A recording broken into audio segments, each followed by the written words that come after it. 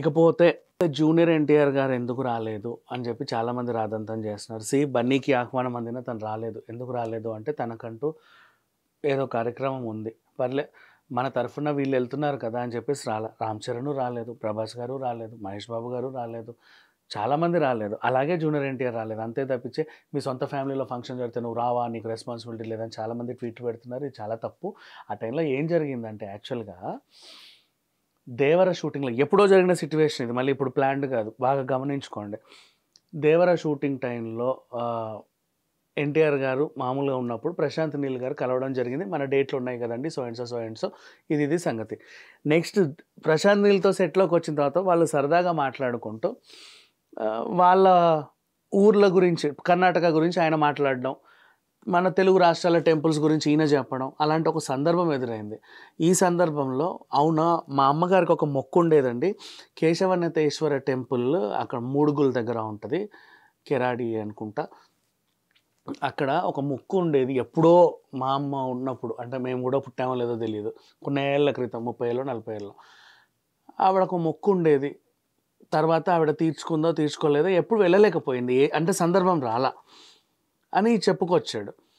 అంటే అది కూడా గుడి ఒక దగ్గర నుంచి బాగా నడవాలి. అంటే అప్పుడంటే ఆవిడ వయసులో ఉన్నప్పుడు పర్వాలేదు, కానీ ఇప్పుడు కొంచెం వయసు అయిపోయిన తర్వాత అంత దూరం వాళ్ళు నడవలేరు. నడిచినా కూడా ఒక తోడు అనేది ఉండాలి. మనోళ్ళు ఉన్నారు అనే ఒక ఫీలింగ్ ఉంటే, అబ్బా మనోళ్ళు ఉన్నారు అని. ఈవెన్ చార్ధమ్ యాత్ర కూడా అవలీలగా వెళ్ళిపోతూ ఉంటారు చాలామంది. ఎవరు లేకుండా అంటే మామూలుగా వెళ్తున్నాము అంటే కొంచెం ఒక ఈ ఫీలింగ్ అనేది ఉంటుంది. సో కుటుంబ సమేతంగా వెళ్దాం అనేసి ఆవిడ మనసులో అనుకున్నారు. ఆ కోరిక ఎన్టీఆర్ గారికి ఎప్పుడో చెప్పగా అనుకోకుండా సందర్భం రావడం చేత ఎన్టీఆర్ గారు ప్రశాంత్ నీల్తో జస్ట్ అలా చర్చ జరిపారు.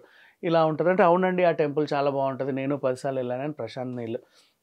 ఆ తర్వాత మన రిషబ్ శెట్టి, కాంతారా రిషబ్ శెట్టి, ఆయనకి దైవభక్తి చాలా ఎక్కువ. ప్రతి గుళ్ళల్లోనూ ఇప్పుడు మన రోజా గారు ఎలాగైతే తిరుమల టెంపుల్కి వెళ్ళొస్తూ ఉంటారో, ఆ విధంగా ఆయనకు అక్కడ ప్రతి టెంపుల్లోనూ మంచి పరిచయాలు ఉన్నాయి. ఆయన వస్తున్నాడంటే కూడా దగ్గరుండి అన్ని కార్యక్రమాలు చేయించి మర్యాదగా పంపిస్తారనమాట. అంత ఇన్ఫ్లుయెన్స్ ఉంది. సో వీళ్ళేమనుకున్నారు, అవునా నీకు ఈ కోరిక ఉంటే ఒక విషయం నేను చెప్తాను, మన రిషబ్ శెట్టి ఉన్నాడు కదా, ఆయనకి ఆ టెంపుల్ గురించి బాగా నాలెడ్జ్ ఉంది, మనకి గబగబా అన్నీ పూర్తి చేసి పంపిస్తారు, ఎక్కువ టైం వేస్ట్ చేయాల్సిన అవసరం లేదు, దగ్గరుండి అందరూ చూసుకుంటారు, నేను ఈ హెల్ప్ చేశాను. రిషబ్ శెట్టికి కాల్ చేస్తే ఆయన అవునా, నేను తప్పకుండా విత్ ప్లెజర్, నా కోసం వస్తున్నారు, నన్ను నమ్మి చేస్తున్నారు అన్నప్పుడు దగ్గరుండి మీకు దర్శనం చేయించి పంపిస్తాను, కాకపోతే ఇప్పుడు కుదరదు, వర్షాకాలంలో వెళ్తే ఇంకా చాలా బాగుంటుందండి, అక్కడ మీరు నేచర్ని ఎంజాయ్ చేసినట్టు ఉంటుంది, అలాగే దర్శనం కూడా బాగా అయ్యిద్ది, మీరు కొన్ని లొకేషన్స్ కూడా చూసుకోవచ్చు, నేను కాంతారా కూడా కొన్ని లొకేషన్స్ ఆ మధ్యలో చేశాను అని ఆయన చెప్పుకొచ్చాడు. ఇలా సినిమా ఎలాగో స్టార్ట్ అవుతుంది, ఎట్లా కొన్ని అడవికి సంబంధించిన సీన్స్ ఉంటే ఏదో బాగుంటే చేయొచ్చు కదా, తప్పే ఉంది, వెళ్దాం అనుకున్నారు.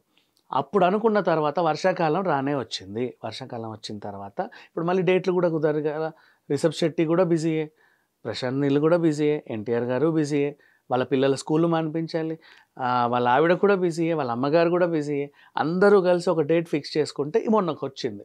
ఒక 5 రోజులు వారం రోజులు పెట్టుకున్నారు. అన్ఎక్స్పెక్టెడ్గా వచ్చింది, యాదృచ్ఛికంగా అంతే. సో ఆ డేట్స్లో వాళ్ళు అక్కడికి వెళ్ళడం, అందరూ ఫోటోలు దిగడం, చాలామంది అనుకున్నారు రిషబ్ శెట్టి ఎన్టీఆర్ కలిసి సినిమా చేస్తున్నారు, చేయొచ్చు, తప్పే ఉంది, ఈ 2 మల్టీ స్టార్. ఈ రకంగా చక్కగా వార్తలు అనేది స్ప్రెడ్ అయ్యాయి. ఇప్పుడు దీన్ని చూసి చాలామంది కావాలనే బాలయ్య ఈవెంట్ ఎగ్గొట్టడానికి అటు వెళ్ళారు అనుకున్నారు. బట్ దీంట్లో ఏమాత్రం వాస్తవం లేదు. వాళ్ళు బాగానే ఉంటారు, అయినా కూడా కావాలి. బాలయ్య గారి ఈవెంట్ ఇప్పటితో అయిపోవట్లేదు, మళ్ళీ ఏపీలో 25వ తారీఖు కూడా ఉంది, అందుకని అప్పుడు కూడా వెళ్ళొచ్చు కదా. ఇప్పుడంటే ఈ సందర్భం ఉంది కాబట్టి ఆయన భార్య పిల్లలతో వెళ్ళడం జరిగింది, అంతేకాని కావాలని రాలేదు, గొడవలు ఉన్నాయి, ఇలాంటివన్నీ కూడా మనసులో నుంచి తీసేయండి. Thank you so much.